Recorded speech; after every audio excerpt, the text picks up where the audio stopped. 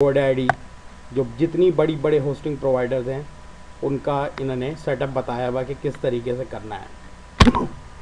तो अगर आप इनमें से किसी के कस्टमर हैं तो आप उसकी पर्टिकुलर इंस्ट्रक्शंस देख सकते हैं, लेकिन मैं यहाँ पे कोई किसी पर्टिकुलर होस्टिंग कंपनी की इंस्ट्रक्शन नहीं दिखाऊंगा।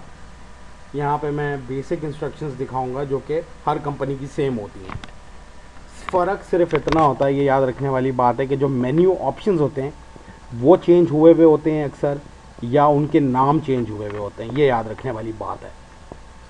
करने का तरीका, ये जो भी आपने MX रिकॉर्ड जिसको यहाँ बार बार कहा जा रहा है, MX रिकॉर्ड्स जो हैं ये हर कंपनी में एंटर करने का तरीका एक होगा, अलग नहीं हो सकता, क्योंकि इंटरनेट ग्लोबल है और स्टैंडर्डाइज्ड है। तो MX रिकॉर्ड जो आप बनाएंगे वो अक्रॉस द होस्टिंग प्रोवाइडर्स एक ही होगा। फ़र्क सिर्फ इतना होगा कि मेन्यूज़ डिफरेंट हो सकते हैं। जहाँ पे अभी मैंने आपको होस्टिंग प्रोवाइडर अपना दिखाया, यहाँ पे सीधा सीधा इसने ऐड का बटन दिया है। हो सकता है आपके होस्टिंग प्रोवाइडर में ऐड का बटन सामने कहीं हो ही नहीं, आपको किसी सब मेन्यू में जाना हो और वहाँ पे आपको ऐड का बटन दिखे। बस फ़र्क सिर्फ इतना होता है। इस तरह के मेन्यू ऑप्शंस में और लेआउट्स में फ़र्क होता है, और इस वजह से इसने गूगल ऐप्स ने डिटेल्ड इंस्ट्रक्शंस दी हुई हैं हर कंपनी की। तो खैर हम हर कंपनी को तो ऑब्वियसली नहीं देख सकते। अगर आप कंपनी इनमें से कहीं पे लिस्टेड है तो ऑब्वियसली आप उसको देख लें, वरना जो है हम सिंपल सा एक सेटअप रहेंगे और नीचे आएंगे तो गूगल ने आपको MX रिकॉर्ड जो क्रिएट करना है वो बताएं। यहाँ पे आप थोड़ा सा नोट कीजिए, मैं इसको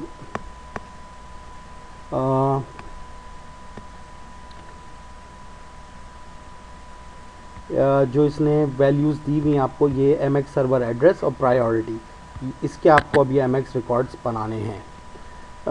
एक बात का ख्याल रखें कि ये देखें आखिर में, हर रिकॉर्ड के आखिर में एक पीरियड दिया हुआ है, डॉट है। ये डॉट भी रिकॉर्ड का हिस्सा है, ये डॉट भी रिकॉर्ड में लगाया जाएगा। ये कोई ऐसी पीरियड नहीं है जो सेंटेंस के आखिर में आप पीरियड या फुल स्टॉप लगाते हैं, ये वो नहीं है। google.com डॉट, ये डॉट भी मौजूद होना चाहिए आपकी एंट्री में। ये सारी इंस्ट्रक्शन यहाँ दी हैं, जब आप इसको करने लगें तो प्लीज़ पूरा पढ़ लें क्या है क्या नहीं है। अच्छा, तो अब हम इसको सेटिंग्स को क्रिएट करना है। कैसे क्रिएट करेंगे? हेल्प में आएंगे, ऐड दबाएंगे। एक बात का और ख़याल रखिए, MX रिकॉर्ड ऐड करने से पहले कि जो पहले से MX रिकॉर्ड मौजूद हैं उनको आप डिलीट कर दीजिए। अमूमन 2 ही होंगे हर होस्टिंग प्रोवाइडर में, तो जो पहले से रिकॉर्ड MX रिकॉर्ड मौजूद हैं, यहाँ पे 2 हैं, इनको आप डिलीट कर दीजिए। तो मैं इसको डिलीट करता हूँ। MX रिकॉर्ड्स डिलीट हो चुके हैं जो पहले से मौजूद थे। बाकी A रिकॉर्ड्स को छेड़ने की ज़रूरत नहीं है, इसका हमें कोई काम नहीं है अभी। और CNAME रिकॉर्ड जो ये आपने, ये तो अभी क्रिएट किया है। अब हम आ जाएंगे ऐड पे, और बारी बारी ये जितने रिकॉर्ड्स हैं ये हम एंटर करेंगे और सेव करते जाएंगे। तो ऐड दबाएंगे। रिकॉर्ड टाइप में मैंने MX रिकॉर्ड चूज़ किया है, और यहाँ पे मैं आपको एक रिकॉर्ड एंटर करके दिखा देता हूँ।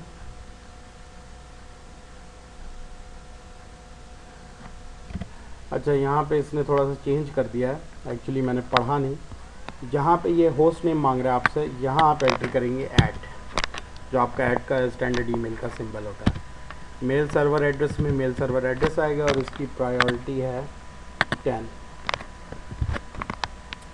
तो इस तरह से बाकी जितने MX रिकॉर्ड्स हैं यहाँ पे हम क्रिएट करेंगे। ये मैं बारी बारी आपको करके नहीं दिखाऊंगा, एक करके दिखा रहा हूँ किस तरह हो रहा है। तो बाकी भी इसी तरह से क्रिएट करने होंगे आपको वीडियो टाइम सेव करने के लिए। अब मैं वीडियो पॉज करके बाकी सारे क्रिएट करूँगा और फिर वीडियो दोबारा चलाऊँगा। तो इसको हम कर लेंगे सेव। तो यहाँ पे सारे MX रिकॉर्ड्स जो गूगल ने बताए हैं वो क्रिएट हो चुके हैं। सही है जी। अब गूगल ऐप्स में वापस आएंगे और ये पेज जो खुला है इसमें नीचे बटन है I have completed these steps पे क्लिक करेंगे। अब ये ईमेल को अपडेट कर रहा है। और कह रहा है we are checking MX records for your domain, this may take 48 hours to complete। ये बेसिकली ईमेल में आपके MX रिकॉर्ड्स चेक कर रहा है और CNAME रिकॉर्ड्स चेक कर रहा है कि आपने जो सेटअप किया है वो सही कर दिया है कि नहीं कर दिया है। वंस MX रिकॉर्ड्स वेरीफाई कर लेगा गूगल, तो ये ख़ुद ब खुद यहाँ पे अपडेटिंग के बजाय एक्टिव लिखा आ जाएगा, या अगर कोई एरर होगा तो वो भी आपको बता देगा कि एरर है। इस पॉइंट पे अब हमें वेट करना होगा। अब हमारा वेट प्रोसेस शुरू होता है कि कितनी देर में ये MX रिकॉर्ड्स हमारे डोमेन के उठा लेता है। तो क्या है, तो ये 48 आवर्स रहा है। अमूमन मेरे एक्सपीरियंस में ये विदिन 15 to 20 मिनट्स भी हो चुका है, लेकिन कंपनीज प्रेफर करती हैं कि एक स्टैंडर्ड टाइम फ्रेम दें ताकि लोग उनको तंग करना ना शुरू कर दें।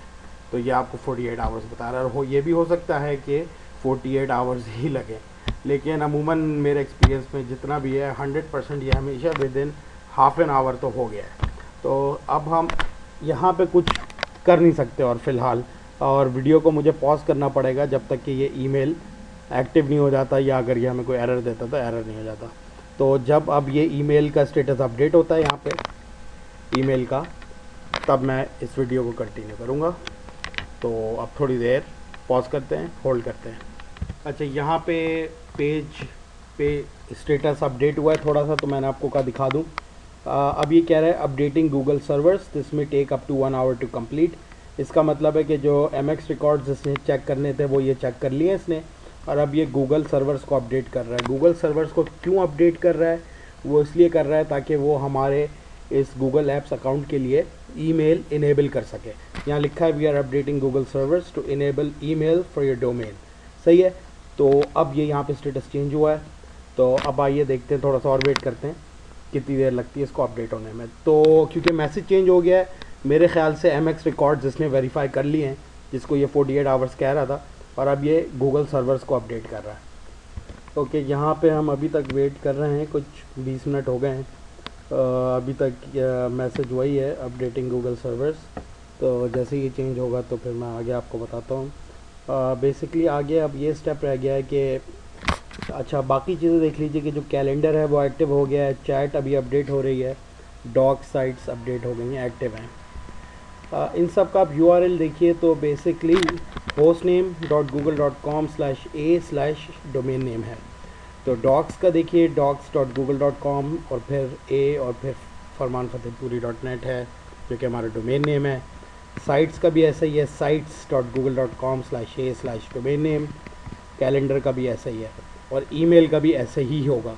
लेकिन ऑब्वियसली जब आप ईमेल अपने डोमेन नेम में चाहेंगे तो आप ये नहीं चाहेंगे कि आप www.google.com/email/hosted/domain name लिखें या mail.google.com/a/domain name लिखें।